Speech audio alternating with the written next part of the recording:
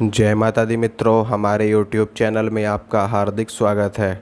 आज मैं आपको ह्रीम बीज मंत्र के विषय में थोड़ी सी जानकारी दूंगा और मैं आपको ये भी बताऊंगा कि आप इस बीज मंत्र को कैसे सिद्ध कर सकते हो, या फिर अगर आपको ह्रीम बीज मंत्र की साधना करनी है या इस मंत्र का जप करना है तो आप कैसे कर सकते हो, क्या इसकी विधि है और क्या इसका पूरा प्रोसीजर है।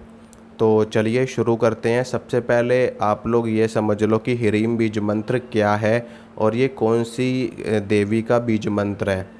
देखिए दोस्तों, जो ह्रीम बीज मंत्र है उसे माया बीज कहा जाता है।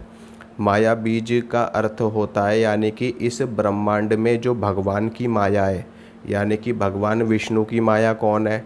भगवान विष्णु की माया कौन है? माता लक्ष्मी, यानी कि जो इस सारे संसार को, सारे जगत को मोहित करती है, माँ भगवती आदि शक्ति माँ दुर्गा, उनको ही माया कहा जाता है।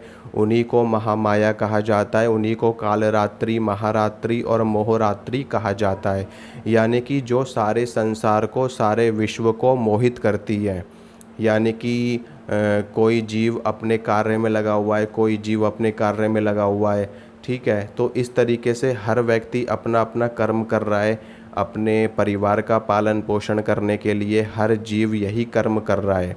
यानी कि ये सभी लोग, सभी जीव, सभी प्राणी, सभी जंतु माता रानी की माया से मोहित हुए पड़े हैं और इस संसार में, इस संसार के भोग विलास में लिप्त हुए पड़े हैं।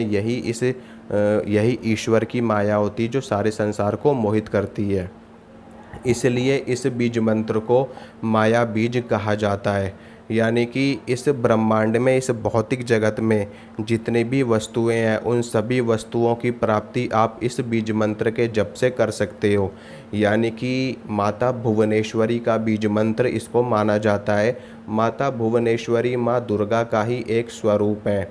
माँ दुर्गा के 10 स्वरूप अलग हैं जिनको 10 महाविद्याओं के नाम से जाना जाता है, और माँ दुर्गा के 9 स्वरूप अलग हैं जिनको 9 दुर्गाओं के नाम से जाना जाता है।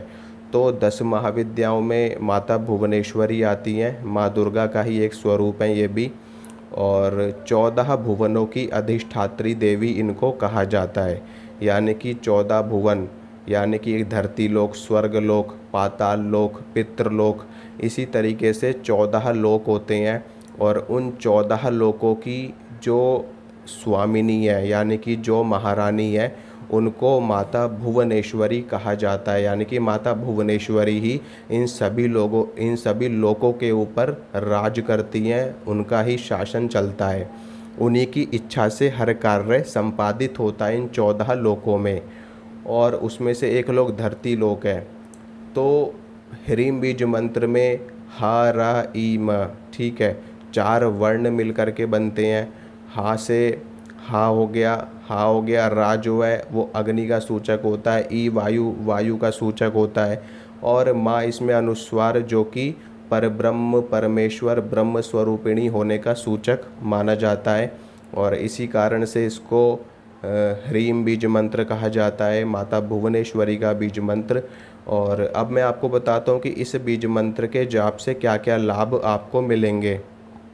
अगर आप इस बीज मंत्र का नियमित रूप से जप करते हो, या फिर आप इस बीज मंत्र को सिद्ध कर लेते हो, तो आप इस ब्रह्मांड में जितनी भी वस्तुएं हैं भोग विलास की, यानी कि ऐश्वर्य, वैभव, यश, कीर्ति, मान सम्मान, पद प्रतिष्ठा, बंगला, गाड़ी, पैसा, धन इत्यादि, ये सारी वस्तुएं आप बड़ी ही सरलता से प्राप्त कर सकते हो। ऐसा नहीं है कि सिर्फ मंत्र का जप करने से आपको ये सारी चीज़ें प्राप्त हो जाएंगी। मंत्र का जप आप करोगे तो उससे आपका मार्ग खुल जाएगा। यानी कि आप अगर एक कदम चलोगे तो उस एक कदम में आपको 100 कदम के मुकाबले में फ़ायदा मिलेगा।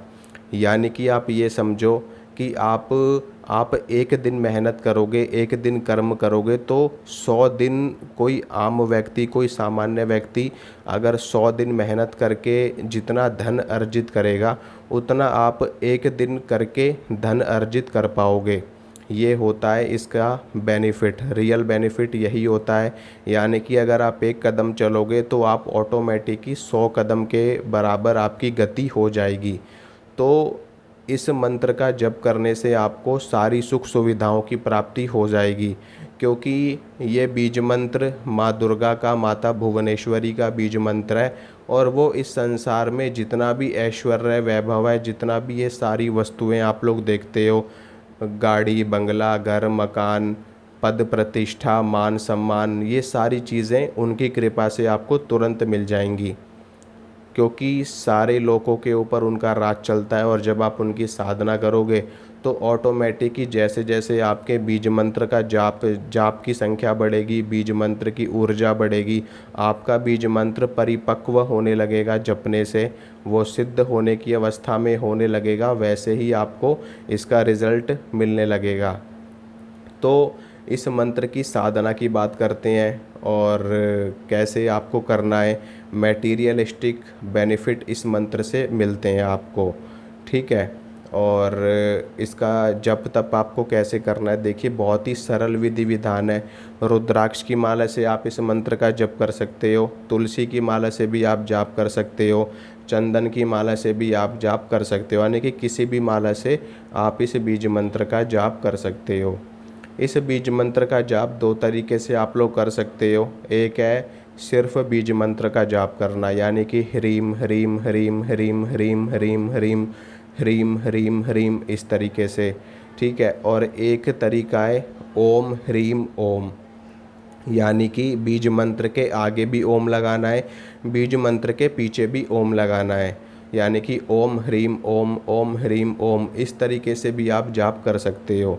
दोनों तरीके से आप मंत्र का जाप कर सकते हो और कोई विशेष विधि विधान की आवश्यकता नहीं है। अगर आप गृहस्थ जीवन में हो और आप शादीशुदा हो, चाहे आपकी शादी ना हुई हो, तो भी आप इस मंत्र का जप कर सकते हो। इस मंत्र का जप करने के लिए आपको गुरु की भी आवश्यकता नहीं है। अगर आपको ये मंत्र गुरु से प्राप्त होता है तो बहुत ही ज़्यादा उत्तम है, तो इसका रिज़ल्ट आपको बहुत जल्दी देखने को मिलेगा और जल्दी मंत्र की सिद्धि भी जल्दी होगी।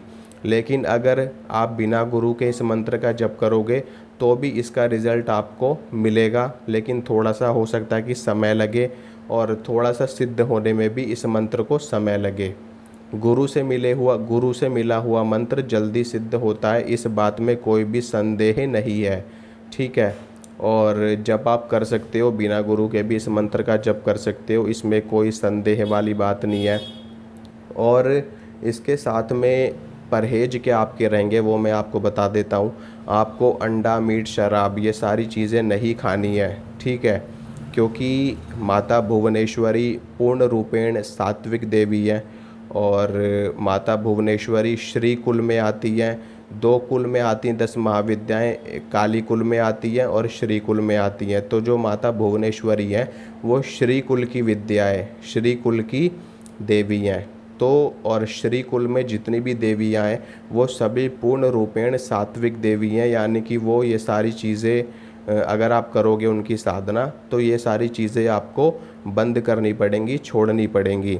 अगर आप गृहस्थ हो, यानी कि अगर आप शादीशुदा हो, तो आपको ब्रह्मचर्य का पालन नहीं करना है, ठीक है। मतलब कि आप अपनी घर गृहस्थी में आसानी से रह सकते हो, कोई दिक्कत वाली बात नहीं है। और अगर आप अविवाहित हो, यानी कि आपकी शादी नहीं हुई है, तो आपको ब्रह्मचर्य का पालन करना है, ठीक है। अगर आप सन्यासी हो तो भी आपको ब्रह्मचर्य का, सन्यासी का तो मतलब यही होता है कि उनको ब्रह्मचर्य का पालन करना होता है। और सिर्फ जो शादीशुदा वाले लोग हैं उनको ब्रह्मचर्य का पालन करने की आवश्यकता नहीं है। और लेकिन बाकी जितने भी लोग हैं, अविवाहित अनमैरिड लोग, सन्यासी साधु संत भगत में भी अगर वो शादीशुदा हैं तो भी कोई दिक्कत वाली बात नहीं है, तो भी ब्रह्मचर्य का पालन करने की आवश्यकता नहीं है। सिर्फ मंत्र का जप आप लोग कर सकते हो। अब इसका जप आपको कितना करना है, देखिए, अगर आप इस मंत्र को सिद्ध करना चाहते हो तो इस मंत्र की सिद्धि कम से कम 30 लाख या 32 लाख पे होती है। जो पूरी सिद्धि होती है इस मंत्र की 32 लाख की संख्या इसकी बताई गई है शास्त्रों में कि 32 लाख की संख्या पे ये बीज मंत्र पूरी तरह से सिद्ध हो जाता है। लेकिन फिर भी आप लोग इस मंत्र का जप 1.25 लाख कर सकते हो, 11 लाख कर सकते हो, और 51,000 कर सकते हो, 21,000 कर सकते हो, 11,000 की संख्या में इस मंत्र का जाप कर सकते हो। तो ये आपके ऊपर है कि आपको इस मंत्र का जप कितना करना है। जितना ज़्यादा आप इस मंत्र का जाप करोगे उतना ज़्यादा फ़ायदा आपको देखने को मिलेगा। ठीक है, समझ रहे हो ना।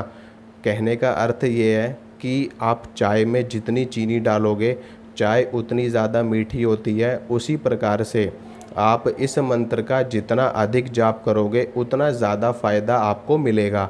अब ये आपके ऊपर निर्भर करता है कि आपको इस मंत्र से कितना फ़ायदा उठाना है या आप कितना फ़ायदा इस मंत्र से उठा सकते हो। तो आप अपने अपने हिसाब से इस मंत्र की कम से कम 11 माला आपको रोज़ करनी ही करनी है। ठीक है, अगर आप इस मंत्र का रिज़ल्ट देखना चाहते हो तो 11 माला तो है ही है। इससे ज़्यादा अगर आप करोगे तो इससे ज़्यादा फ़ायदा आपको देखने को मिलेगा। तो इस मंत्र का जप मैंने आपको बता दिया कैसे करना है। परहेज मैंने आपको बता दिए। अंडा, मीट, शराब तो कोई व्यक्ति नहीं खाएगा जो भी इस मंत्र का जाप करेगा। अगर आप लोग खाते हो तो इस मंत्र का जाप अगर आप करोगे तो आपको नुकसान तो नहीं होगा, लेकिन कोई फ़ायदा भी नहीं होगा।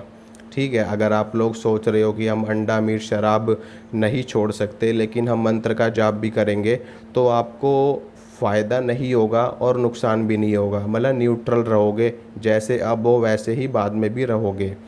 तो रिज़ल्ट देखने के लिए चीज़ें छोड़नी पड़ेंगी। बाकी ब्रह्मचर्य का पालन सिर्फ बाकी लोगों को करना है, उनको शादीशुदा लोगों को नहीं करना है। और इस मंत्र का जप किसी भी समय किया जा सकता है, चाहे सुबह का वक्त हो, चाहे दोपहर का वक्त हो, चाहे शाम का हो, चाहे रात का हो, कोई सा भी समय हो, किसी भी समय पर आप इस मंत्र का जाप कर सकते हो। कोई दिक्कत वाली बात नहीं है। किसी भी माला से इस मंत्र का जाप किया जा सकता है। ठीक है, और कोई परहेज नहीं है। परहेज जो मैंने थे वो मैंने आपको बता दिए। हाँ, प्याज लहसुन आप लोग खा सकते हो। अगर आप लोग प्याज लहसुन खाते हो तो कोई दिक्कत वाली बात नहीं है। प्याज लहसुन खाते हुए भी आप इस मंत्र का जप कर सकते हो। और बस यही है इस मंत्र का विधि विधान। और नियमित रूप से कम 11 माला आपको ज़रूर करनी है। सबसे पहले माँ दुर्गा के सामने आपको धूप बत्ती जला देनी है, एक देसी घी का दीपक जला देना है और एक जल का लोटा माँ दुर्गा के सामने आपको रखना है। और थोड़ा सा प्रसाद जो भी आपके पास अवेलेबल हो, जो भी प्रसाद आपके पास हो, 2-4 मिश्री के दाने रख दो। अगर मिश्री के दाने भी आपको नहीं मिल रहे तो आप चीनी भी रख सकते हो। ठीक है, और अगर आप लोग कुछ और रख सको तो और भी ज़्यादा अच्छा है, गुड़ रख सकते हो। और इतना रखने के बाद में माला लेकर के आप इस मंत्र का जप करिए। और एक चीज़ और मैं आपको बता दूं, कई लोगों को थोड़ा सा संदेह होता है कि इसको ह्रीम पढ़ें या ह्रींग पढ़ें। तो आप लोग दोनों में से कोई सा भी पाठ कर सकते हो। आप ह्रीम भी पढ़ सकते हो, यानी कि ह्रीम ह्रीम भी पढ़ सकते हो और ह्रींग भी पढ़ सकते हो। ठीक है, और महिलाओं की बता दूं कि महिलाओं को थोड़ा सा बीच में 4-5 दिन की प्रॉब्लम होती है, तो उस समय पर आप इस मंत्र का जप नहीं करोगे, मानसिक रूप से आप लोग कर सकते हो। बाकी माला लेकर के और दीपक जला करके, धूप बत्ती जला करके, इस तरीके से आपको कोई भी क्रिया नहीं करनी है। सिर्फ मानसिक रूप से आप बैठे बैठे कर सकते हो। बाकी जब आप फ्रेश हो जाओ तो उसके बाद में आप इस मंत्र का जप जैसे पहले कर रहे हो वैसे ही कर सकते हो। तो ये था इस मंत्र का पूरा विधि विधान। आशा करता हूँ जो जानकारी मैंने आपको दी है अच्छी लगी होगी, पसंद आई होगी। तो आप वीडियो को लाइक कीजिए, शेयर कीजिए और चैनल को सब्सक्राइब कीजिए, ताकि मैं जो भी वीडियो डालूँ उसकी नोटिफिकेशन आपको तुरंत मिल सके। मिलूँगा अगली वीडियो में आपसे। जय माता दी।